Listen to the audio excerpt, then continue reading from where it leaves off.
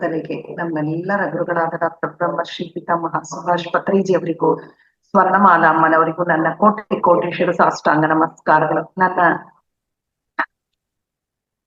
ಜನ್ಮ ನೀಡಿದ ತಂದೆ ತಾಯಿಗಳಿಗೆ ಹಾಗೂ ನನ್ನ ಪ್ರಥಮ ಗುರುಗಳಾದ ಶ್ರೀಮತಿ ಮನೋರಮಾ ಮೇಡಮ್ ಅವರಿಗೂ ನನ್ನ ಹೃದಯಪೂರ್ವಕ ನಮಸ್ಕಾರಗಳು. ನನ್ನ ಮಾರ್ಗದರ್ಶಕ ಗುರುಗಳಾದ ಬ್ರಹ್ಮಶ್ರೀ ಪ್ರೇಮ್ನಾಥ್ ಸರ್ ಅವರಿಗೂ ನನ್ನ ವಂದನೆಗಳು. ಇಂತಹ ಅದ್ಭುತವಾದ ಅವಕಾಶವನ್ನು ನೀಡಿದ ರಂಗನಾಥ್ ಸರ್ಗೂ ನನ್ನ ವಂದನೆಗಳು. ಈ ದಿನ ಜೂಮ್ ನಲ್ಲಿ ಭಾಗವಹಿಸಿದ ಎಲ್ಲ ಆತ್ಮ ಬಂಧುಗಳಿಗೂ ನನ್ನ ವಂದನೆ. ಮಾಸ್ಟರ್ಸ್, ಇವತ್ತಿನ ಟಾಪಿಕ್ ತುಂಬಾ ಒಂಥರ ವಿಶಿಷ್ಟವಾದದಂತ ಹೇಳ್ಬೋದು. ಎಲ್ಲ ಸೈನ್ಸ್, ಆದ್ರೆ ಕೆಲವರಿಗೆ ಕೆಲವು ಶಬ್ದಗಳು ಅರ್ಥ ಆಗ್ಲಾರ್ದೆ ಇರ್ಬೋದು. ಆದ್ರೆ ದಯವಿಟ್ಟು ಮತ್ತೊಮ್ಮೆ ವಿಡಿಯೋನ ಕೇಳ್ಬಿಟ್ಟು ಏನನ್ನ ಕಷ್ಟ ಪದಗಳು ಅನ್ಸಿದ್ರೆ ಆದಷ್ಟು ನಾನು ಅರ್ಥ ಹೇಳ್ತೀನಿ, ನೀವು ಅದನ್ನ ಬರ್ಕೊಂಡು ಗೂಗಲ್ ಅಲ್ಲಿ ಹುಡುಕಿದ್ರೆ ನಿಮಗೆ ಸಿಗುತ್ತೆ. ತುಂಬಾ ಒಳ್ಳೆ ಟಾಪಿಕ್. ಈಗ ನಾನು ಹೇಳ್ತಿದ್ದೀನಿ ಅಂತಲ್ಲ, ತುಂಬಾ ಚೆನ್ನಾಗಿದೆ, ಎಲ್ಲ ಆರೋಗ್ಯಕ್ಕೆ ಸಂಬಂಧಪಟ್ಟಿದೆ. ಇದು ಏನಂದ್ರೆ ಜೀನ್ಸ್, ಲೈಫ್ ಸ್ಟೈಲು ಮತ್ತೆ ಸ್ಪಿರಿಚುವಲ್ ಹೆಲ್ತ್. ನಮಗೆ ಜೀನ್ಸ್ ಅಂದ್ರೆ ಗೊತ್ತಿದೆಯಲ್ಲ, ಅನುವಂಶಿಕವಾಗಿ ಬರೋ ಜೀನ್ಸ್ ಇಂದ ಕೆಲವು ಗುಣಗಳು ಬರ್ತವೆ, ಕೆಲವು ಕಾಯಿಲೆಗಳು ಬರ್ತವೆ ಅಂತೆಲ್ಲ ಹೇಳ್ತೀವಲ್ಲ, ಅದೇ ತರ ಜೀನ್ಸ್ ಅದು ನಾವು ತಪ್ಸಕ್ ಆಗಲ್ಲ ಕೆಲವು ಜೀನ್ಸ್ ಇಂದ ಬರೋದು. ಆದ್ರೆ ಲೈಫ್ ಸ್ಟೈಲ್ ನೋಡ್ರಿ, ಇದು ತುಂಬಾ ಇಂಪಾರ್ಟೆಂಟ್ ಲೈಫ್ ಸ್ಟೈಲ್ ಅನ್ನೋದು. ಯಾಕೆಂದ್ರೆ ಒಬ್ರಿಗೆ ಲೈಫ್ ಸ್ಟೈಲು ಸಾಮಾನ್ಯವಾಗಿದೆ, ಇನ್ನೊಬ್ರಿಗೆ ಲಕ್ಸುರಿಯಸ್ ಆಗಿರುತ್ತೆ.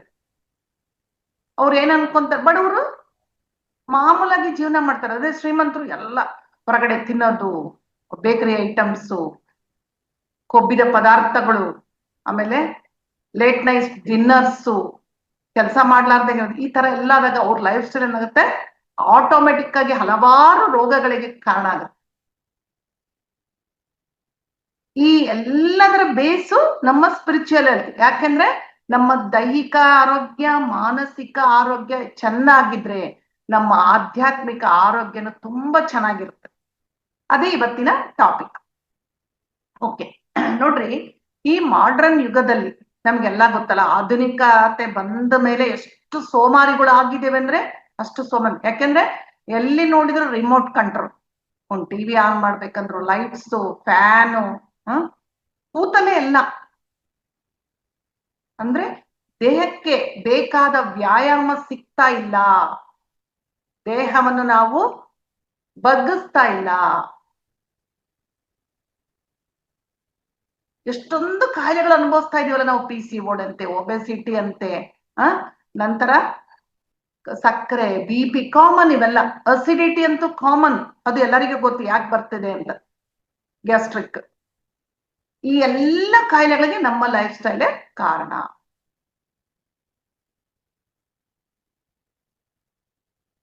ಈ ಅಷ್ಟೇ ಅಲ್ಲ, ಮಹಿಳೆಯರಿಗೆ ಇತ್ತೀಚೆಗೆ PCOD ಪ್ರಾಬ್ಲಮ್ ಜಾಸ್ತಿ ಆಗ್ತಾ ಇದೆ.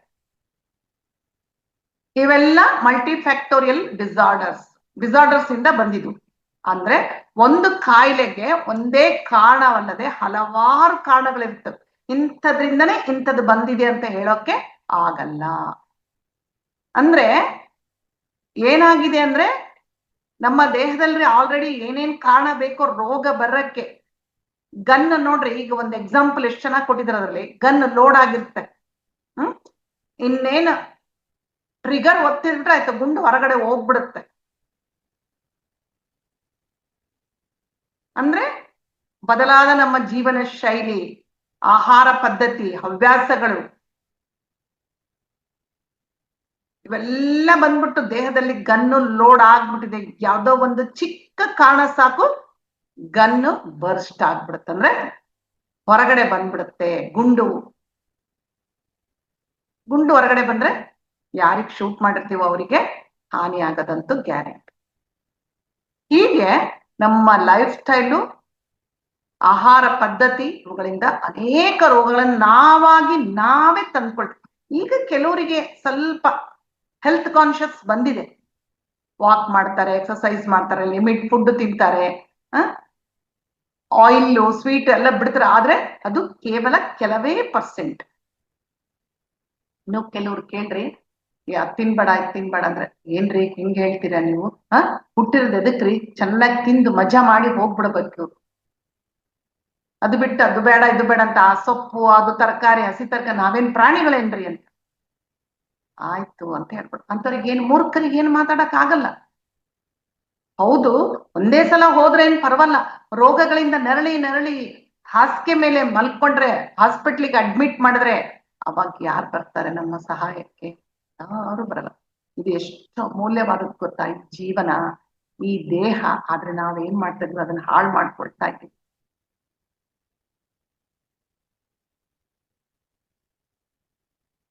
ಇತ್ತೀಚಿನ ದಿನಗಳಲ್ಲಿ ಇನ್ನೂ ಒಂದು ಕಾರಣ ನಮಗೆಲ್ಲ ಗೊತ್ತಲ್ಲ, ಹಾರ್ಮೋನ್ಸ್ ಇಂದನೇ ಸಾಕಷ್ಟು ಡಿಸೀಸಸ್ ಬರ್ತಿದೆ. ಹಾರ್ಮೋನ್ಸ್ ಇಂಬ್ಯಾಲೆನ್ಸ್ ಅಂತ ಡಾಕ್ಟರ್ ಹತ್ರ ಹೋದ್ರೆ ಹೇಳ್ತಾ ಇರ್ತಾರೆ.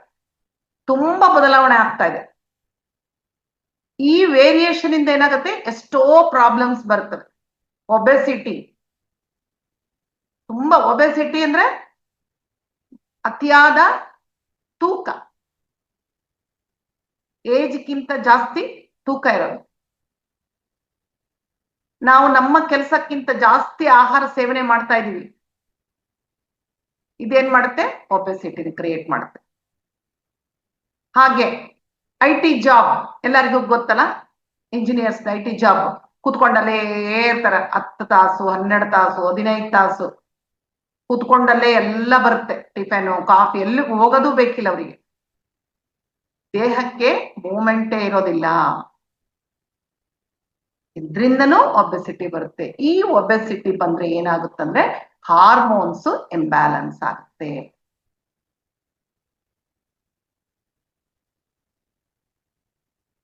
ಅಷ್ಟು ಅಲ್ಲದೆ ನಾವು ಸೇವಿಸುವ ಆಹಾರದಲ್ಲಿ ಯಾವುದೇ ತರದ ನ್ಯೂಟ್ರಿಷನ್ಸ್ ಏನು ಇಲ್ಲ, ಆ ತರದ್ ತಿಂತಾ ಇದೀವಿ.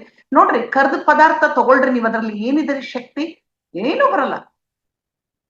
ಅದೇ ಮೊಳಕೆ ಕಾಳು, ಹಸಿ ತರಕಾರಿ, ಸೊಪ್ಪು ಹೇರಳವಾಗಿ ತಗೊಂಡ್ರೆ ನಮಗೆ ಬೇಕಾದ ಎಲ್ಲ ಪ್ರೋಟೀನ್ಸ್ ವಿಟಮಿನ್ಸ್ ಸಿಗುತ್ತೆ. ಆದ್ರೆ ನಾವು ತಗೊಳ್ತಾ ಇರೋ ಈಗ ಹೊರಗಡೆ ಬೇಕರಿಯಲ್ಲಿ ಸಿಗೋ ಆಹಾರದಲ್ಲಿ ಯಾವ ಪ್ರೋಟೀನ್ಸ್ ಇದೆ ರೀ? ಏನು ಇಲ್ಲ, ಕೊಬ್ಬು ಜಾಸ್ತಿ ಮಾಡುತ್ತೆ. ಈ ತರ ನಾವು ಈ ನ್ಯೂಟ್ರಿಷನ್ಸ್ ಇಲ್ಲದೇ ಇರೋದು ಆಹಾರ ಸೇವಿಸೋದ್ರಿಂದ ಕೂಡ ಡಿಸೀಸಸ್ ಬರುತ್ತೆ. ಹಾಗೆ ನೋಡಿ, ನಮಗೆ ಬರೋ ಪ್ರತಿ ಕಾಯಿಲೆಯು ನಮ್ಮ DNA ಆದ ಬದಲಾವಣೆಯಿಂದ ಬರುತ್ತೆ. DNA ಏನಾದ್ರು ಚೇಂಜಸ್ ಆದ್ರೆ ಖಂಡಿತ ಕಾಯಿಲೆ ಬರ್ತದೆ.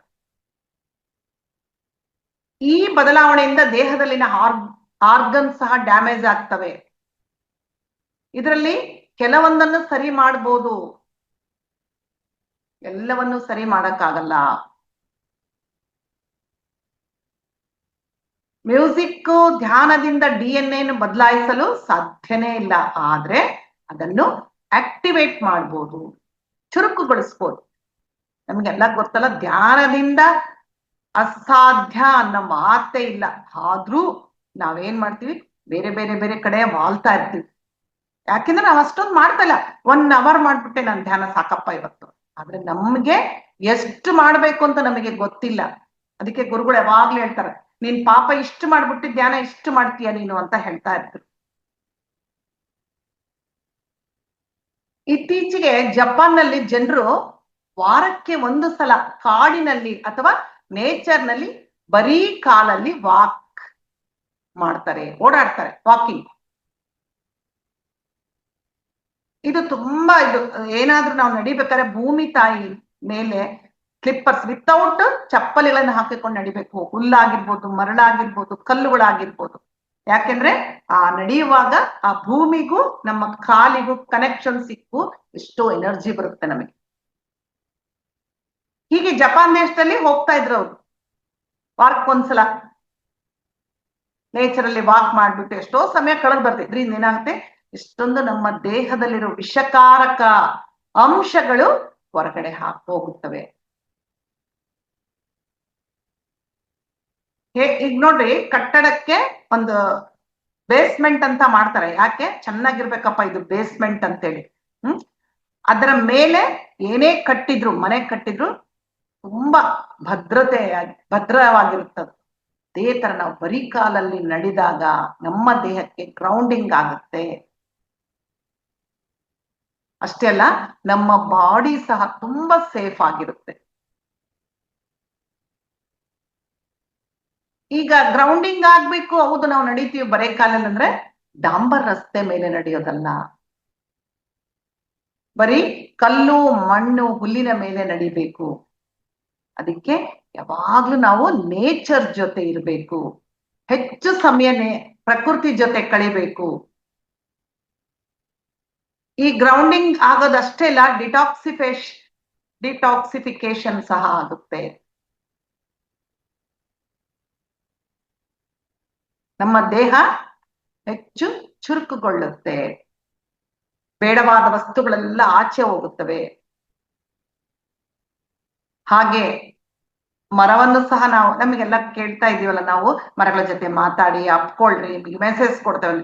ಆ ತರ ಅಪ್ಕೊಂಡಾಗ ಆ ಎನರ್ಜಿಯಿಂದ ಎಷ್ಟೋ ವಿಷಕಾರಕ ಅಂಶಗಳು ನಮ್ಮ ದೇಹದಿಂದ ಹೊರಗೆ ಹೋಗ್ತವೆ, ರಿಲೀಸ್ ಆಗ್ತವೆ. ನಂತರ ಮರಗಳ ಜೊತೆ ಮಾತನಾಡೋದು. ನಮ್ಗೆಲ್ಲ ಗೊತ್ತು, ಧ್ಯಾನದಲ್ಲಿ ಇದೀವಲ್ಲ ಈಗ, ಮರಗಳ ಜೊತೆ ಮಾತಾಡ್ಬೇಕು. ಚೆನ್ನಾಗಿದ್ಯಾ, ನಿನ್ ನೀರ್ ಚೆನ್ನಾಗಿ ಹಾಕ್ತೀನಿ ತಗೋ, ಸುಂದರವಾಗಿ ನೀನು ಅರಳು, ಹೂವ ಹಣ್ಣು ಕಾಯಿಗಳನ್ನು ಕೊಡು, ಅವುಗಳನ್ನು ತಿಂದು ನಾವು ತೃಪ್ತಿ ಆಗ್ತೀವಿ. ನೀನ್ ಅವೆಲ್ಲ ಕೊಡೋದ್ರಿಂದ ನಿಮ್ಗೆ ಥ್ಯಾಂಕ್ಸ್ ಹೇಳ್ತೀವಿ. ಏನ್ ಬೇಕಾದ್ರೂ ಮಾತಾಡ್ಬೋದು ಆ ಮರಗಳ ಜೊತೆ. ಇದರಿಂದಲೂ ಸಹ ಅದ್ಭುತವಾದ ಬದಲಾವಣೆ ಆಗುತ್ತೆ. ಹೀಗೆ ಮ್ಯೂಸಿಕ್ಕು, ಧ್ಯಾನ, ನೇಚರ್ ವಾಕು, ಮರಗಳ ಜೊತೆ ಸಂಭಾಷಣೆ ಎಲ್ಲವನ್ನು ಮಾಡಿದಾಗ ಜೀವನದಲ್ಲಿ ಆರೋಗ್ಯ ಸಂತೋಷ ತುಂಬಿಕೊಳ್ಳುತ್ತೆ. ನಾವ್ ಏನ್ ಮಾಡ್ತೀವಿ, ಎಷ್ಟು ಮಾಡ್ತೀವಿ ಹೇಳಿ? ಮಾಡ್ಬೇಕು. ಪ್ರತಿ ಒಂದು ಜ್ಞಾನವನ್ನು ತಿಳಿದುಕೊಂಡಾಗ ಆಚರಣೆಯಲ್ಲೇ ತಂದ್ರೇನೆ ಅದರದ್ದು ಉಪಯೋಗ ಆಗುತ್ತೆ. ಅಯ್ಯೋ ಎಷ್ಟು ಚೆನ್ನಾಗಿತ್ತು ಕ್ಲಾಸ್ ಇವತ್ತು, ತುಂಬಾ ಚೆನ್ನಾಗಿ ಹೇಳಿದ್ರು, ಆಯ್ತು ಈ ಕಡೆ ಕೇಳಿ ಈ ಕಡೆ ಬಿಟ್ಬಿಡ್ತೀವಿ ಅಷ್ಟೇ. ಅದನ್ನ ಅನುಷ್ಠಾನಕ್ಕೆ ತರಬೇಕು. ಎಷ್ಟಾಗುತ್ತಷ್ಟು ಒಂದೇ ಸಲ ಮಾಡು ಅಂತ ನಾನು ಹೇಳಲ್ಲ. ಇವಾಗ ಇವತ್ತೊಂದು 10 ವಿಷಯಗಳನ್ನು ತಿಳ್ಕೊಂಡಿರ್ತೀವಿ, ಹೊಸ ವಿಷಯ, ಒಂದನ್ನು ಫಾಲೋ ಮಾಡೋಣ, ಮತ್ತೊಂದು ವಾರ ಬಿಟ್ಟು ಇನ್ನೊಂದು ಫಾಲೋ ಮಾಡೋಣ. ನೋಡಿ, ಹಾಗೆ ಊಟ ಮಾಡುವಾಗ ಮೈಂಡ್ ಫುಲ್, ನಾನು ಹೇಳಿದ್ದೆ ಆರ್ಟ್ ಆಫ್ ಈಟಿಂಗ್ ಮೋಸ್ಟ್ಲಿ ಹೇಳಿದ್ದೀನಿ ಅನ್ಕೊಂತೀನಿ. ಮೈಂಡ್ ಫುಲ್ ಆಗಿ ಊಟ ಮಾಡ್ಬೇಕು, ಎಂಜಾಯ್ ಮಾಡ್ತಾ ಊಟ ಮಾಡ್ಬೇಕು. ತಟ್ಟೆಯಲ್ಲಿ ಏನೇನ್ ಬಡಿಸಿದ್ರೆ ಎಲ್ಲವನ್ನು ನೋಡ್ಬೇಕು. ಆಹಾ, ಇದು ಎಷ್ಟು ಚೆನ್ನಾಗಿದೆ, ಈ ಪಲ್ಯ ಎಷ್ಟು ಚೆನ್ನಾಗಿದೆ, ಈ ಸಾಂಬಾರ್ ಎಷ್ಟು ಚೆನ್ನಾಗಿದೆ, ಈ ಚಿತ್ರಾನ್ನ ಎಷ್ಟು ಚೆನ್ನಾಗಿದೆ, ಎಂಜಾಯ್ ಮಾಡ್ತಾ ತಿನ್ಬೇಕು.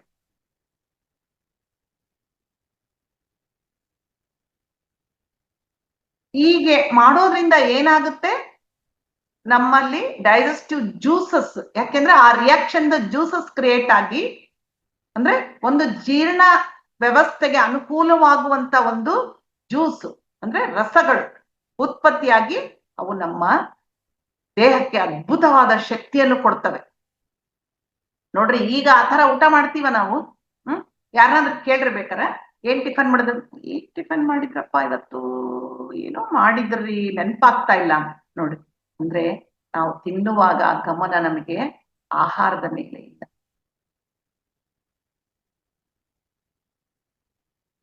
ಹೌದಲ್ಲ? ನೀವೇ ಹೇಳಿ, ಆಹಾರದಲ್ಲಿ ಇದ್ದೇನಾ? ಇಲ್ಲ.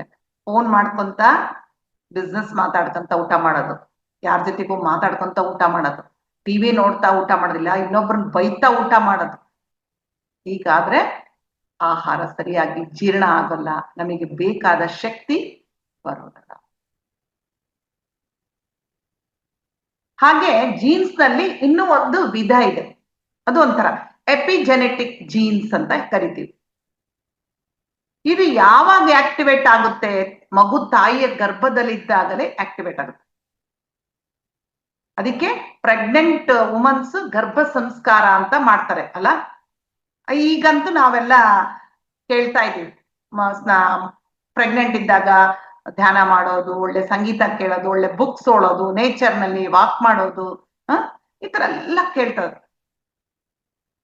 ಹೀಗೆ ಮಗು ಹೊಟ್ಟೆಯಲ್ಲಿದ್ದಾಗ ಒಳ್ಳೆಯ ಓದು, ಒಳ್ಳೆಯ ಊಟ, ಒಳ್ಳೆಯ ನೋಟ ಮಾಡಬೇಕು.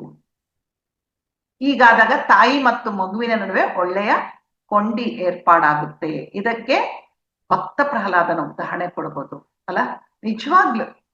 ಇದಕ್ಕಿಂತ ಅರ್ಜುನನ ಮಗ ಅಭಿಮನ್ಯು, ಇಬ್ಬರು ಉದಾಹರಣೆ ಕೊಡ್ಬೋದು ನೋಡ್ರಿ. ಪ್ರಹ್ಲಾದ ಹುಟ್ಟಿದ್ದು ಯಾವ ವಂಶದಲ್ಲಿ? ರಾಕ್ಷಸರ ವಂಶದಲ್ಲಿ. ಅಂದ್ರೆ ಅವ್ರದ್ದು ಯಾವ್ದು ತರ DNA? ರಾಕ್ಷಸರ DNA. ಆದ್ರೆ ನಾರದರು ಏನ್ ಮಾಡ್ತಾರೆ? ಕತೆಗಳು, ವಿಷ್ಣು ಮಹಿಮೆ, ಭಕ್ತಿ ಎಲ್ಲವನ್ನು ಹೇಳಿದಾಗ, ಅಂದ್ರೆ ಆ ಕೈಯಾದು ಪ್ರೆಗ್ನೆಂಟ್ ಇದ್ದಾಗ ಹೇಳೋದ್ರಿಂದ ಏನಾಗುತ್ತೆ, ಆ DNA ಚೇಂಜ್ ಆಗ್ಬಿಡುತ್ತೆ. ಇದೇ ಎಪಿಜೆನೆಟಿಕ್ ಚೇಂಜಸ್ ಅಂತ ಹೇಳೋದು. ಅಂದ್ರೆ ರಾಕ್ಷಸನ ಮಗ ರಾಕ್ಷಸ ಆಗ್ಬೇಕು ಅಂತ ಏನ್ ರೂಲ್ಸ್ ಇಲ್ಲ, ಕೆಲವನ್ನು ನಾವು ಬದಲಾಯಿಸಬಹುದು ನೋಡ್ರಿ. ಅದಕ್ಕೆ ಹೇಳೋದು ಪ್ರೆಗ್ನೆಂಟ್ ಇದ್ದಾಗ ಧ್ಯಾನ ಮಾಡ್ಬೇಕು ಅಂತೇಳಿ. ಮುಂಚೆ ಅವಾಗೇ ಕಲಿಬೇಕಂದ್ರೆ ಯಾವುದು ಬರೋಲ್ಲ. ಅದಕ್ಕೆ ಒಂದು ವಯಸ್ಸಿನಲ್ಲಿ ಧ್ಯಾನ ಮಾಡಿದ್ರೆ ಮದುವೆ ಆದ್ಮೇಲೆ ಅದು ಆಟೋಮೆಟಿಕ್ ಆಗಿ ಅದೇ ಪ್ರಾಕ್ಟೀಸ್ ಆಗೋಗುತ್ತೆ. ಹೀಗೆ ಜೀನ್ಸ್, ಎಪಿಜೆನೆಟಿಕ್ ಜೀನ್ಸ್ ಅನ್ನು ನಾವು ಅದನ್ನ ಚೇಂಜ್ ಆಗಿ ಅದಾಗುತ್ತೆ. ಹೀಗೆ ಜೀನ್ಸ್ ಯಾವ ತರಹ ಇದ್ದರೂ ಪರಿಸರದ ಪ್ರಭಾವದಿಂದ ಅದನ್ನು ಬದಲಾವಣೆ ಮಾಡ್ಬೋದು. ಈಗ ಆಗ್ಲೇ ನಾನು ಹೇಳಿದೆ ಒಬೆಸಿಟಿ ಅಂತ ಹೇಳಿದೆ, ಅದನ್ನ ಚೂರು ಇನ್ನು ಸ್ವಲ್ಪ ಗೌರವವಾಗಿ ತಿಳ್ಕೊಡೋದು. ಯಾಕೆಂದ್ರೆ ಇದು ಮುಖ್ಯ ಕಾರಣ ನಮಗೆ ಅನಾರೋಗ್ಯ ಬರಲು. ಒಬೆಸಿಟಿ ಅಂದ್ರೆ ದೇಹದಲ್ಲಿ ಕೊಬ್ಬು ಶೇಖರಣೆ ಆಗುವುದು. ನಾವು ಸೇವಿಸೋ ಆಹಾರ ಚೆನ್ನಾಗಿ ಜೀರ್ಣ ಆಗ್ಬೇಕು. ನಮಗೆ ಗೊತ್ತಿದೆ ಅಲ್ಲ, ಸಂಪೂರ್ಣವಾಗಿ ಶಕ್ತಿಯಾಗಿ ಬದಲಾಗ್ಬೇಕು. ನೋಡ್ರಿ, ಹಿಂದಿನ ಕಾಲದಲ್ಲಿ ಎಷ್ಟು ಊಟ ಮಾಡ್ತಿದ್ರು, ಅವ್ರ ತರ ಊಟ ನಾವು ಮಾಡಕ್ ಆಗಲ್ಲ. ಎಲ್ಲ ಇಷ್ಟಿಷ್ಟೇ. ಇವಾಗ ಸಾಕಪ್ಪ ಹಶ್ವೆ ಇಲ್ಲ ಅನ್ನೋದು, ಜೀರ್ಣ ಆಗಲ್ಲ ಅನ್ನೋದು ಯಾವ್ದೋ ಒಂದು ಸಮಸ್ಯೆ. ಚೆನ್ನಾಗಿ ಅವರು ಕುಟ್ತಾ ಇದ್ರು, ಬೀಸ್ತಾ ಇದ್ರು, ಬಟ್ಟೆ ಒಗಿತಾ ಇದ್ರು, ಕಸ, ಪಾತ್ರೆ, ಎಷ್ಟು ಎಕ್ಸರ್ಸೈಸ್ ನೋಡ್ರಿ ದೇಹಕ್ಕೆ. ಇನ್ನು ಯಾವ ಕೊಬ್ಬು ಇರುತ್ತೆ, ಎಲ್ಲ ಕ್ಲಿಯರ್ ಆಗ್ಬಿಡುತ್ತೆ. ಅದಕ್ಕೆ ಈಗೇನಾಗಿದೆ, ನಾವು ಸೇವಿಸೋ ಆಹಾರಕ್ಕಿಂತ ಕೆಲಸ ಕಡಿಮೆ ಆಗಿದೆ. ಆಗೇನಾಗುತ್ತೆ, ಯಾವಾಗ ಆಹಾರ ಖರ್ಚಾಗೋದಿಲ್ಲ, ಇದನ್ನ ಗಮನವಿಟ್ಟು ಕೇಳಿ. ಆಹಾರ ಯಾವಾಗ ಕೆಲಸಕ್ಕೆ ಅದಕ್ಕೆ ಜೀರ್ಣ ಆಗ್ಲಿದ್ರೆ ಏನಾಗುತ್ತೆ, ಅದು ಕಲೆಕ್ಟ್ ಆಗಿ ಕೊಬ್ಬಿನ ರೂಪದಲ್ಲಿ ಮಾರ್ಪಾಡಾಗುತ್ತೆ. ಇದು ತುಂಬಾ ಇಂಪಾರ್ಟೆಂಟ್ ಫ್ಯಾಕ್ಟರ್. ಸರಿಯಾಗಿ ನಿದ್ರೆ ಮಾಡದಿದ್ದಾಗ್ಲೂ ಸಹ ಒಬೆಸಿಟಿ ಬರುತ್ತೆ. ಯಾಕೆಂದ್ರೆ ನಿದ್ರೆ ಮಾಡುವಾಗ 12 ಹಾರ್ಮೋನ್ಸ್ಗಳು ರಿಲೀಸ್ ಆಗುತ್ತೆ. ಯಾವಾಗ ನಾವು ನಿದ್ದೆ ಸರಿಯಾಗಿ ಮಾಡದಿದ್ರೆ ಏನಾಗುತ್ತೆ, ಹಾರ್ಮೋನ್ಸ್ ರಿಲೀಸ್ ಆಗಲ್ಲ, ಹಾರ್ಮೋನ್ಸ್ ವೇರಿಯೇಷನ್ ಆಗುತ್ತೆ, ಇಂಬ್ಯಾಲೆನ್ಸ್ ಆಗುತ್ತೆ, ಒಬೆಸಿಟಿ ಬರುತ್ತೆ. ಈ ಹಾರ್ಮೋನ್ಸ್ ನೋಡಿ ಎಷ್ಟು ಹೇಳ್ತಾರೆ. ಇದಿಷ್ಟೇ ಅಲ್ಲ, ಈ ಹಾರ್ಮೋನ್ಸ್ ಏನಾಗುತ್ತೆ, ಈ ವೇರಿಯೇಷನ್ ಇಂದ ಒಬೆಸಿಟಿ ಉಂಟಾಗಿ ಅದರಿಂದ ಇನ್ಫರ್ಟಿಲಿಟಿ ಬರುತ್ತೆ. ಅಂದ್ರೆ ಮಕ್ಕಳ ಪ್ರಾಬ್ಲಮ್, ಬೇಗ ಮಕ್ಕಳು ಆಗೋದಿಲ್ಲ ಅವರಿಗೆ. ಎಲ್ಲೆಲ್ಲಿಂದ ನಿಜವಾಗ್ಲೂ ಆಶ್ಚರ್ಯ ಆಗುತ್ತೆ ಇದನ್ನೆಲ್ಲ ಕೇಳ್ತಾ ಇದ್ರೆ. ಒಂದು ಆಹಾರ ಸೇವನೆ ಅದು ಜೀರ್ಣ ಆಗದಿದ್ದಾಗ ಕೊಬ್ಬಿನ ರೂಪದಲ್ಲಿ ಬದಲಾವಣೆ ಆಗಿ, ಹಾರ್ಮೋನ್ಸ್ ಇಂಬ್ಯಾಲೆನ್ಸ್ ಆಗಿ, ಇನ್ಫರ್ಟಿಲಿಟಿ ಕ್ರಿಯೇಟ್ ಆಗಿ ಮಕ್ಕಳ ಆಗುವ ಸಂಭವವನ್ನು ಕಡಿಮೆ ಮಾಡುತ್ತೆ. ಅಷ್ಟೇ ಅಲ್ಲ, ನಾನೇನ್ ಜೀನ್ಸ್ ಅಂತ ಹೇಳಿದ್ನಲ್ಲ ಆಗ್ಲೇ, ಮ್ಯೂಸಿಕ್, ಧ್ಯಾನದಿಂದ, ವಾಕ್ ಇಂದ ಆಕ್ಟಿವೇಟ್ ಮಾಡ್ತೀವಂತ, ಈ ಒಬೆಸಿಟಿ ಇಂದ ಆ ಜೀನ್ಸ್ ಆಕ್ಟಿವೇಟ್ ಆಗಲ್ಲ. ತುಂಬಾ ಕಾಯಿಲೆಗಳು ಬರುತ್ತವೆ. ನಂತರ ನಾವೇನ್ ಮಾಡ್ತೀವಿ, ನೈಟ್ ತುಂಬಾ ಜನ ಅಷ್ಟೇ, ಏನೋ ಒಂದು ಕಾರಣ ಇರ್ಬೋದು, ಇಲ್ಲ ಅಂತ ಹೇಳಲ್ಲ, ಆಫೀಸಿಂದ ಬರೋದ್ ಲೇಟ್ ಆಗುತ್ತೆ, ಅಥವಾ ಬಿಸ್ನೆಸ್ ಶಾಪ್ಸ್ ಎಲ್ಲ ಹಾಕೊಂಡ್ ಬರೋದ್ರಲ್ಲಿ ಲೇಟ್ ಆಗುತ್ತೆ. ಆದ್ರೆ ಮನೆಯಲ್ಲೇ ಇರೋರು ಆದಷ್ಟು ನಾವು ಮಲಗೋದ್ಕಿಂತ ಮುಂಚೆ, ಅಂದ್ರೆ 2 ತಾಸುಗಳ ಮುಂಚೆ ಆಹಾರ ಸೇವನೆ ಮಾಡ್ಬೇಕು. ಅಂದ್ರೆ ಮಲಗೋದ್ರಲ್ಲಿ ಆಹಾರ ಜೀರ್ಣ ಆಗೋಗಿರ್ಬೇಕು. ಊಟ ಮಾಡಿದ ತಕ್ಷಣ ಮಲಗಿದ್ರೆ ರಕ್ತದ ಚಲನೆ ಜಾಸ್ತಿ ಆಗಿ ಡೈಜೆಸ್ಟಿವ್ ಪೋಷನ್ ಏನಾಗುತ್ತೆ, ಆಹಾರ ಕೆಳಭಾಗಕ್ಕೆ ಹೋಗುತ್ತೆ. ಎಲ್ಲಿ ಹೋಗ್ಬೇಕಲ್ಲಿ ಹೋಗಲ್ಲ, ಜೀರ್ಣ ಆಗ್ತಾ ಎಲ್ಲ ಕಡೆ ರಕ್ತ ಪರಿಚಲನೆಯಾಗಿ ಆಹಾರ ಒಂದು ಏನಂತಾರಲ್ಲ, ಪ್ರೋಟೀನ್ಸ್, ವಿಟಮಿನ್ಸ್ ರೂಪದಲ್ಲಿ ಎಲ್ಲಾ ಕಡೆ ಸರಬರಾಜು ಆಗ್ಬೇಕು ಆ ರಕ್ತ. ಆದ್ರೆ ಕೆಳಗಡೆ ಹೋಗಿ ಮೆದುಳಿಗೆ ತುಂಬಾ ಕಡಿಮೆ ಹೋಗುತ್ತಂತೆ. ಅಂದ್ರೆ ಯಾವಾಗ ಊಟ ಮಾಡಿದ ತಕ್ಷಣ ಮಲಗಿದಾಗ, ಅಂದ್ರೆ ಬೇರೆ ಎಲ್ಲ ಆಕ್ಟಿವಿಟೀಸ್ ನಿಲ್ಬೇಕು ಮಲಗಿದಾಗ. ಹೀಗಾದಾಗ ಏನಾಗುತ್ತೆ ಅಂದ್ರೆ ಮೆದುಳಿನಲ್ಲಿ melatonin growth hormones, toxins etcetera ಬಿಡುಗಡೆಯಾಗಿ ಎಲ್ಲವೂ ಈಗ ಬಿಡುಗಡೆ ಆಗಿದ್ರೆ ಏನಾಗುತ್ತೆ, ಈ ಮೆಲೋಟೋನಿನ್ನು, ಗ್ರೋತ್ ಹಾರ್ಮೋನ್ಸು, ಟಾಕ್ಸಿನ್ಸು ಎಲ್ಲ ಬಿಡುಗಡೆಯಾಗಿ ನಮ್ಮ ಮೆದುಳನ್ನು ಚುರುಕಾಗಿಡುತ್ತೆ. ಯಾವಾಗ 2 ತಾಸುಗಳ ಮುಂಚೆ ಊಟ ಮಾಡಿದಾಗ, ಎಲ್ಲ ನೈಟ್ ಮಲಗಿದಾಗ ನಮ್ಮ ದೇಹದಲ್ಲಿ ಎಲ್ಲವೂ ಆಟೋಮ್ಯಾಟಿಕ್ ಆಗಿ ಸರಿ ಮಾಡಿಬಿಡುತ್ತೆ. ಹಾಗಾದಾಗ ಬೆಳಿಗ್ಗೆ ಏಳುವಾಗ ತುಂಬಾ ಫ್ರೆಶ್ ಆಗಿ, ನೀವೇ ಗಮನ ಇಟ್ಟು ನೋಡ್ರಿ, ರಾತ್ರಿ 10 ಗಂಟೆಗೆ ಊಟ ಮಾಡಿ ಹೊಟ್ಟೆ ತುಂಬಾ ಊಟ ಮಾಡಿ ಮಲಗ್ರಿ, ಬೆಳಿಗ್ಗೆ ಹೇಗಿರುತ್ತೆ. ಅಥವಾ 2-3 ತಾಸು ಮುಂಚೆ ಊಟ ಮಾಡಿ ಬೆಳಿಗ್ಗೆ ಎತ್ಕೊಂಡೆ, ಈ ಒಂದು ಡಿಫ್ರೆನ್ಸ್ ಅನ್ನು ನೀವೇ ಗಮನಿಸ್ಬೋದು, ತುಂಬಾ ಚೆನ್ನಾಗಿ ಗೊತ್ತಾಗುತ್ತೆ. ಇದು ನನ್ನ ಎಕ್ಸ್ಪೀರಿಯನ್ಸ್ ಹೇಳ್ತೀನಿ. ನಾನು ತುಂಬಾ ಕಡಿಮೆ ನೈಟ್ ಊಟ ಮಾಡೋದು.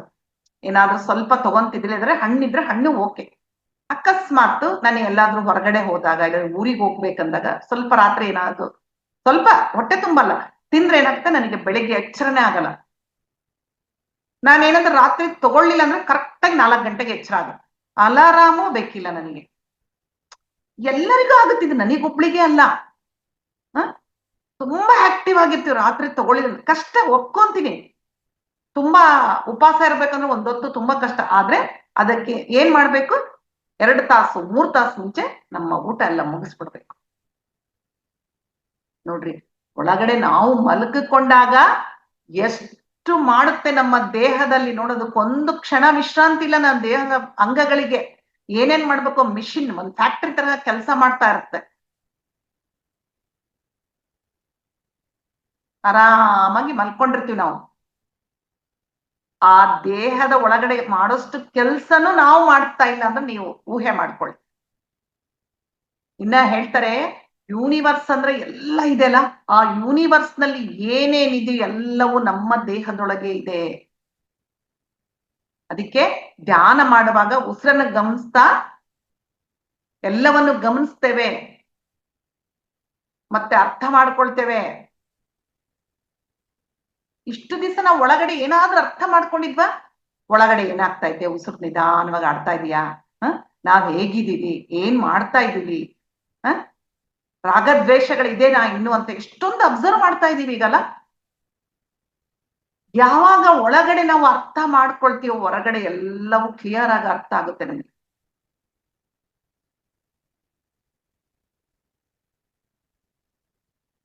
ಹಾಗೆ ಅದಕ್ಕೆ ಏನ್ ಮಾಡ್ಬೇಕು, ಧ್ಯಾನ ತುಂಬಾ ಅವಶ್ಯಕ. ಇದಕ್ಕೆ ನೋಡ್ರಿ, ಜಗತ್ತಿನ ಯಾವ ದೊಡ್ಡ ವಿಜ್ಞಾನಿಗಳು ತೆಗೆದುಕೊಂಡ್ರು ಫೈನಲಿ ಅವರೆಲ್ಲರೂ ಸ್ಪಿರಿಚುಯಾಲಿಟಿಗೆ ಬರ್ತಾರೆ, ಅಂದ್ರೆ ಆಧ್ಯಾತ್ಮಿಕತೆಗೆ ಬರ್ತಾರೆ. ಯಾಕೆ, ನಮ್ಮ ದೇಶದಲ್ಲಿ ಮೂಲ ಬೇರು ಯಾವುದು, ಆಧ್ಯಾತ್ಮಿಕತೆ. ಇದೇ ನಮ್ಮ ಸಂಸ್ಕೃತಿ. ಎಷ್ಟೊಂದು ಜನರು ಆಳೋಗಿದ್ದಾರೆ ನಮ್ಮ ದೇಶವನ್ನು, ಎಷ್ಟೊಂದು ಲೂಟಿ ಹೊಡೆದಿದ್ದಾರೆ. ಆದ್ರೂ ಸಹ ಎಲ್ಲವೂ ಭಾರತ ದೇಶದಲ್ಲಿದೆ. ನಾವು ಈ ಒಂದು ಇಂಡಿಯಾ ದೇಶದಲ್ಲಿ ಹುಟ್ಟಿದ್ದಕ್ಕೆ ತುಂಬಾ ಖುಷಿ ಪಡ್ಬೇಕು ನಾವು, ಹೌದಲ್ಲ. ಎಲ್ಲಾದ್ರೂ ಹುಟ್ಟಬೋದಾಗಿತ್ತು, ಯಾವುದೋ ಒಂದು ಫಾರಿನ್ ಕಂಟ್ರಲ್ಲಿ ಹೋಗಿ ನಾನ್ ವೆಜ್ ಈಟರ್ಸ್ ಆಗಿರ್ಬೋದಾಗಿತ್ತು ನಾವು. ಆದ್ರೆ ಈ ಒಂದು ಭಾರತ ದೇಶದಲ್ಲಿ ಹುಟ್ಟಿದ್ದಕ್ಕೆ ನಾವು ತುಂಬಾ ಹೆಮ್ಮೆ ಪಡಬೇಕು. ಅದರಲ್ಲೂ ಧ್ಯಾನಿಗಳಾಗಿದ್ದಕ್ಕೆ ಇನ್ನೂ ಹೆಮ್ಮೆ ಪಡ್ಬೇಕು ನಾವು. ಅಂತ ಜ್ಞಾನವನ್ನು ಕೊಟ್ಟ ನಮ್ಮ ಗುರುಗಳಿಗೆ ಎಷ್ಟು ಧನ್ಯವಾದ ಅರ್ಪಿಸಿದ್ರು ಕಡಿಮೆನೆ.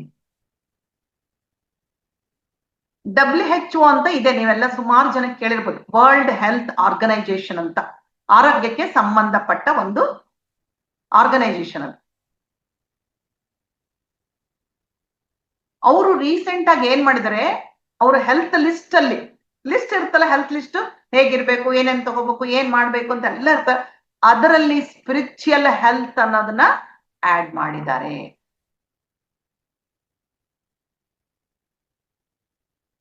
ನೋಡ್ರಿ, ಅಂದ್ರೆ ಇದು ಆರೋಗ್ಯಕ್ಕೆ ಕಂಪಲ್ಸರಿ ಬೇಕು ಆಧ್ಯಾತ್ಮಿಕತೆ ಅನ್ನೋದು.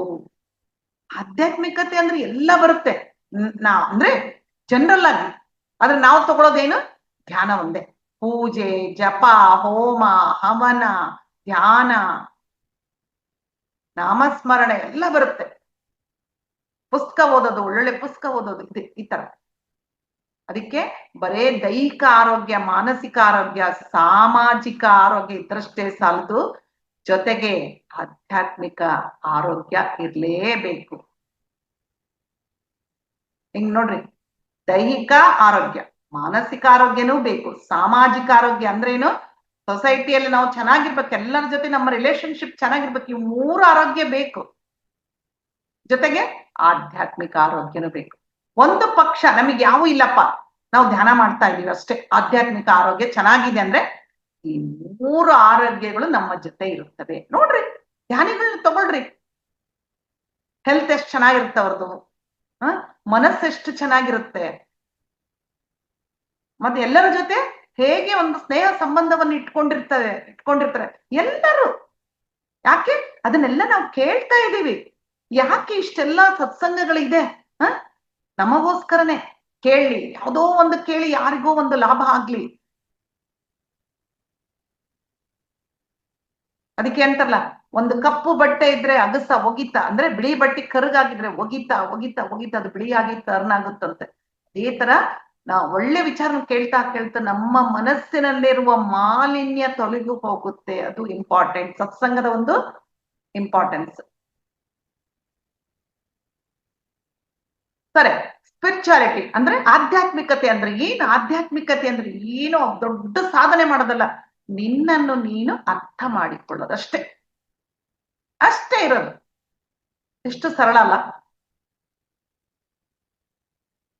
ರಮಣ ಮಹರ್ಷಿ ತಗೊಳ್ರಿ, ಯಾವಾಗ್ಲೂ ಅವ್ರ ಕ್ವಶನ್ ಹಾಕೊಂತಿದ್ರು, ನಾನ್ ಯಾರು.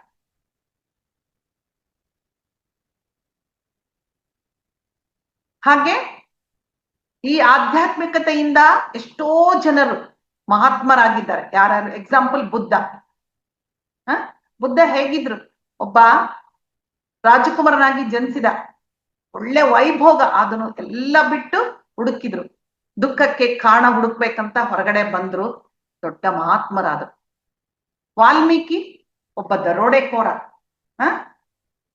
ಬುದ್ಧನಿಂದ ರಾಮನಾಮವನ್ನು ತಿಳ್ಕೊಂಡು, ರಾಮ ಅನ್ನಕ್ಕೂ ಬರ್ತಿರ್ಲ, ಆ ಮರ ಈ ಮರ ಅನ್ಕೊಂತ ಆಮೇಲೆ ರಾಮ ಅಂತ ದೊಡ್ಡ ಗ್ರಂಥವನ್ನೇ ಬರೀತಾರೆ. ವಿವೇಕಾನಂದ ಚಿಕ್ಕ ವಯಸ್ಸಿನಲ್ಲೇ ಗುರುಗಳನ್ನು ಹುಡ್ಕೊಂಡು ಹೋಗ್ತಾರೆ, ನನಗೆ ಸರಿಯಾದ ಗುರು ಬೇಕು ಅಂತೇಳಿ. ಚಿಕ್ಕ ವಯಸ್ಸಿನಲ್ಲೇ ಅವರು ದೇಹತ್ಯಾಗ ಮಾಡ್ತಾರೆ, ಎಷ್ಟೊಂದು ಸಾಧನೆ ಮಾಡ್ತಾರೆ. ಚಿಕಾಗೋಗೆ ಹೋಗಿ ನಮ್ಮ ದೇಶದ ಸಂಸ್ಕೃತಿಯನ್ನು ಅಲ್ಲಿ ಬಿತ್ತುತ್ತಾರೆ.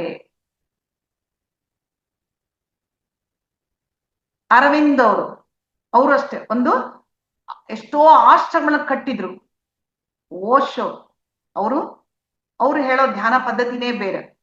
ಚೆನ್ನಾಗಿ ಡ್ಯಾನ್ಸ್ ಮಾಡು, ಹಾಡೇಳು, ಎಗ್ರಾಡು, ಏನೇ ಮಾಡಿದ್ರು ಎಲ್ಲರ ಒಂದು ದಾರಿ ತಲುಪೋದು ಒಂದೇ, ದಾರಿ ಬೇರೆ ಬೇರೆ ಆಗಿರ್ಬೋದು. ಇದು ಆಧ್ಯಾತ್ಮಿಕತೆ ಅಂದ್ರೆ ಇದು. ಫಸ್ಟ್ ನಮ್ಮನ್ನ ನಾವು ಅರ್ಥ ಮಾಡ್ಕೋಬೇಕು. ಈ ಒಂದು ಆರೋಗ್ಯ ಇದ್ರೆ ಎಲ್ಲ ಆರೋಗ್ಯವೂ ನಮಗೆ ಸಿಕ್ಕ ಹಾಗೆ. ಧ್ಯಾನದಿಂದ ನಮ್ಮೊಳಗೆ ನಾವು ಹೋಗ್ಬಹುದು, ದೇಹದ ಪ್ರತಿಯೊಂದು ಅವಯವಗಳನ್ನು ನೋಡ್ಬೋದು, ಯಾವ್ದಕ್ಕಾದ್ರೂ ತೊಂದರೆ ಆಗಿದ್ರೆ ಹೀಲ್ ಮಾಡ್ಕೊಳ್ಬಹುದು. ಧ್ಯಾನದಿಂದ ನಮ್ಮೊಳಗೆ ಜೀನ್ಸ್, ಹಾರ್ಮೋನ್ಸ್ ಅನ್ನು ಯಾವ ತರ ಬದಲಾವಣೆ ಮಾಡ್ಕೊಳ್ಬಹುದು.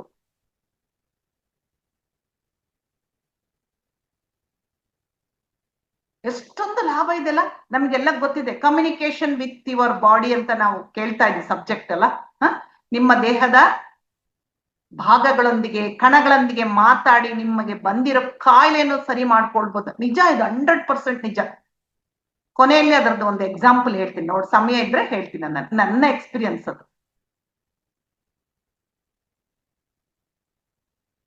ನಮ್ಮ ಮೆದುಳಿನಲ್ಲಿ ಧ್ಯಾನದಿಂದ ಕೆಲವು ಅಲೆಗಳು ಹೇಳ್ತಾ ಇರುತ್ತೆ, ಚೇಂಜಸ್ ಅಂದ್ರೆ ಆಕ್ಟಿವೇಟ್ ಆಗುತ್ತೆ, ನ್ಯೂರಾನ್ಸ್ ಕಣಗಳು ಅವೆಲ್ಲ ಆಕ್ಟಿವೇಟ್ ಆದಾಗ ನಮಗೆ ತುಂಬಾ ಆರೋಗ್ಯ ಸಿಗುತ್ತೆ. ಇದು ನಮಗೆ ಅವಶ್ಯಕವಾಗಿ ಬೇಕು. ನಮಗೆ ಕೆಲವರು ಇಲ್ಲಿ ಕೇಳಿರ್ತೀರ, ಎಷ್ಟೋ ಜನ ಮೆದುಳಿನಲ್ಲಿ ಅಲೆಗಳಿರ್ತವೆ, ವೇವ್ಸ್, ಬೀಟಾ, ಆಲ್ಫಾ, ಕೀಟ, ಈ ತರ ಎಲ್ಲ ಅಂದ್ರೆ ನಾವು ಧ್ಯಾನದಲ್ಲಿ ಅಂದ್ರೆ ಈ ತರ ಜಾಸ್ತಿ ಕರ್ಸಿದ್ರೆ ನಮ್ಮ ಮನಸ್ಸು ಸರಿಯಾಗಿಲ್ಲ, ಶಾಂತಿಯಿಂದ ಇದೆ ಅರ್ಥ. ಸರಳವಾಗಿ ಇದ್ರೆ ಶಾಂತವಾಗಿದೆ ಅಂತ ಅರ್ಥ.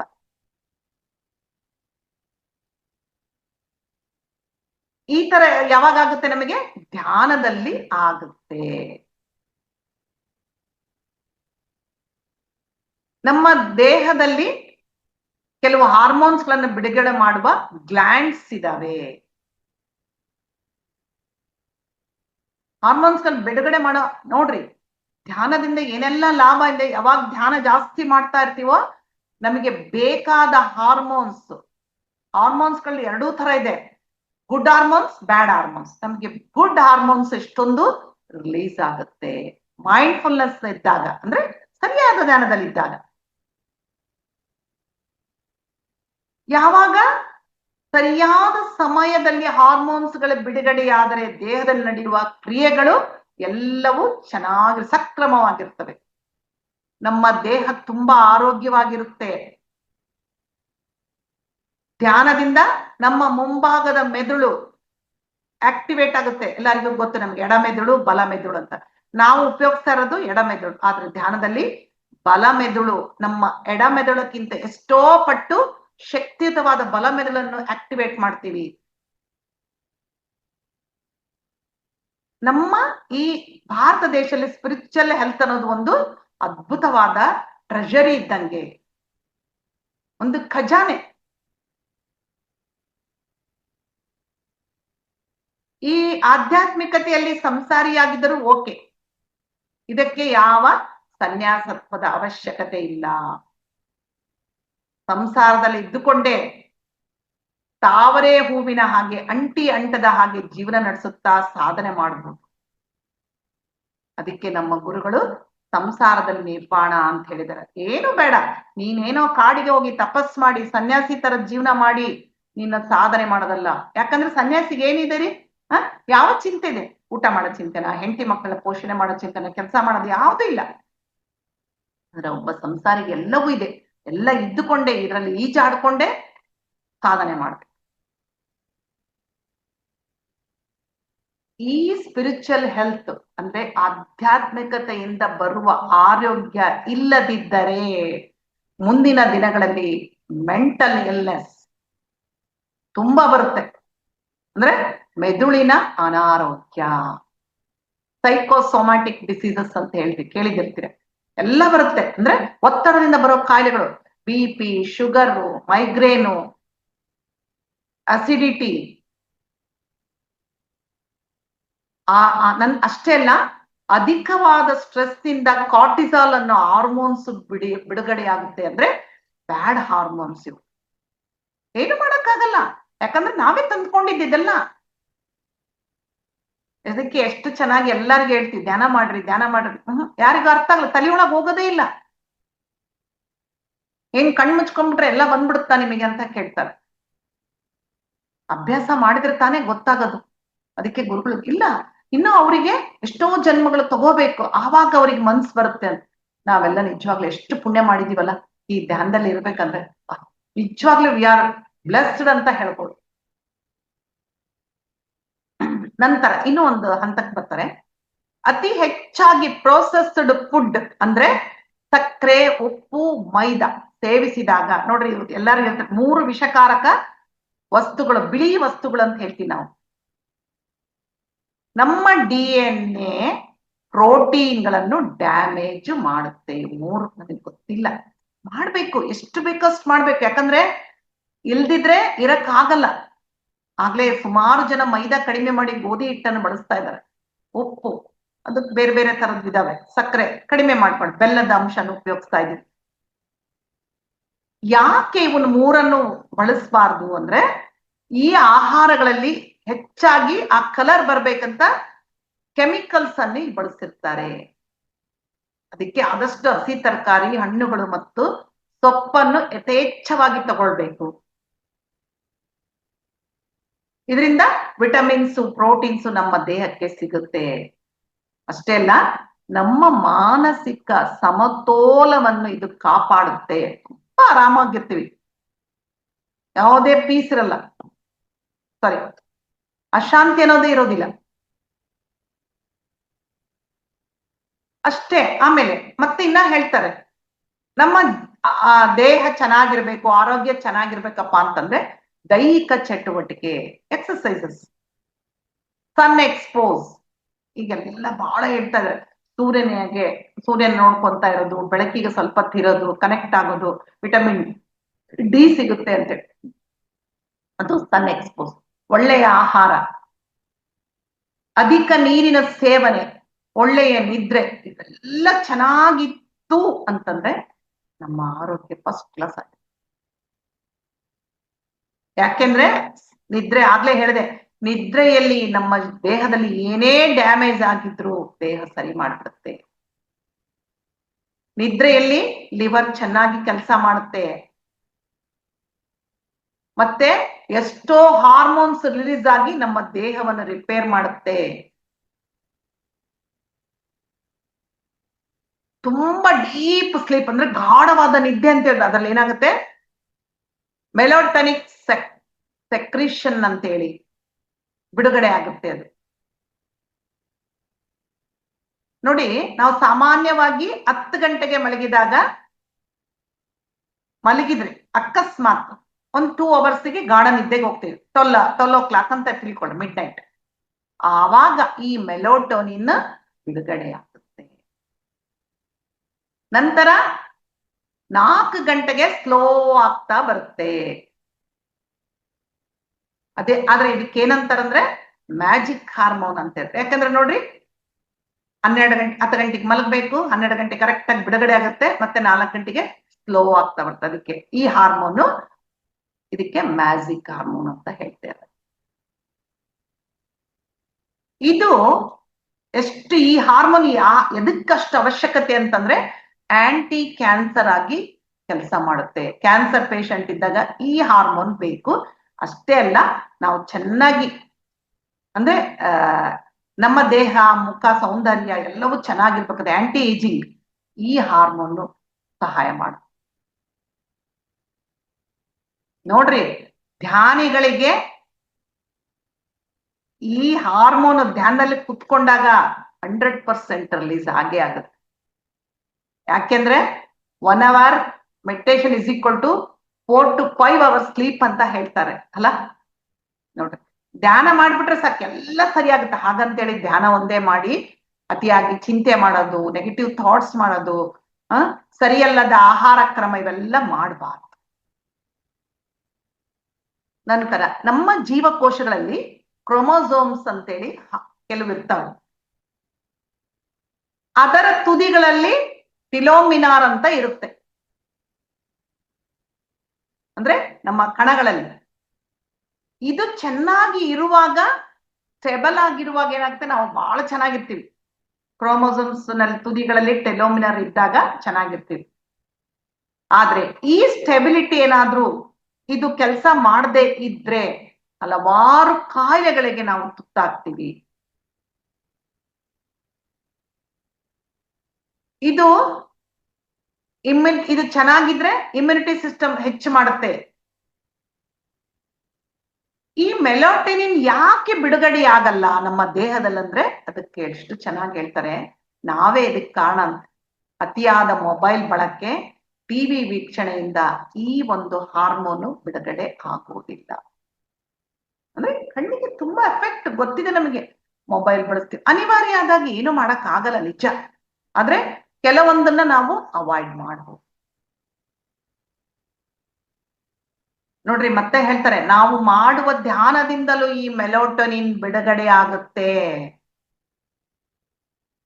ನಮ್ಮ ಈ ಒಂದು ಸ್ಪಿರಿಚುವಲ್ ಪಾತ್ ನಲ್ಲಿ ಮುಂದುವರಿಬೇಕಂದ್ರೆ, ಡಿಸೀಸ್ ಫ್ರೀ ಆಗಬೇಕೆಂದ್ರೆ, ನಮ್ಮ ಒಂದು ಆಯುಷ್ಯ ಚೆನ್ನಾಗಿರ್ಬೇಕಂದ್ರೆ ನಾವು ಈ ಹ್ಯಾಬಿಟ್ಸ್ ಅನ್ನು ನಮ್ಮ ಜೀವನದಲ್ಲಿ ಅಳವಡಿಸ್ಕೊಳ್ಳೇಬೇಕು.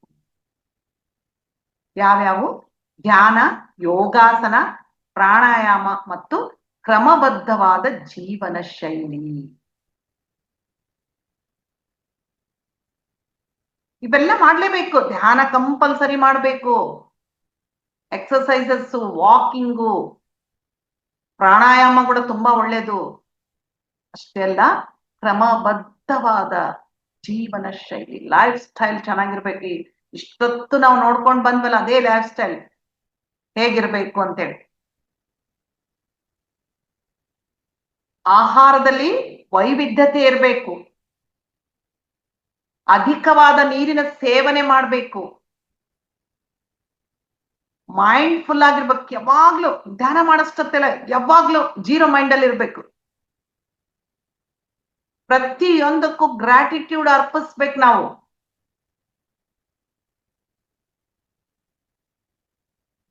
ಸಹಾಯ ಮಾಡ್ಬೇಕು, ಯಾರಿಗೆ ಏನ್ ಬೇಕೋ ಫರ್ಗ್ಯೂನೆಸ್ ಮಾಡ್ಬೇಕು, ಕ್ಷಮೆಯನ್ನು ಅಳವಡಿಸ್ಕೊಳ್ಬೇಕು ಜೀವನದಲ್ಲಿ. ಯಾರನ್ನಾದ್ರೂ ಚೆನ್ನಾಗಿ ಅವ್ರು ಸಾಧನೆ ಮಾಡಿದ್ರೆ ಅಪ್ರಿಸಿಯೇಷನ್ ಮಾಡ್ಬೇಕು, ಹೊಗಳಬೇಕು. ಹೊಗಳಬೇಕಂದ್ರೆ ನಮಗೆ ಬರುತ್ತೆ ಕುತ್ತಿಗೆ, ಅವ್ರೇನ್ ಮಾಡಿದಾರೆ ಬಿಡು, ಅದೇನ್ ದೊಡ್ಡ ವಿಷಯ ಇಲ್ಲ, ಹೊಗಳಬೇಕು.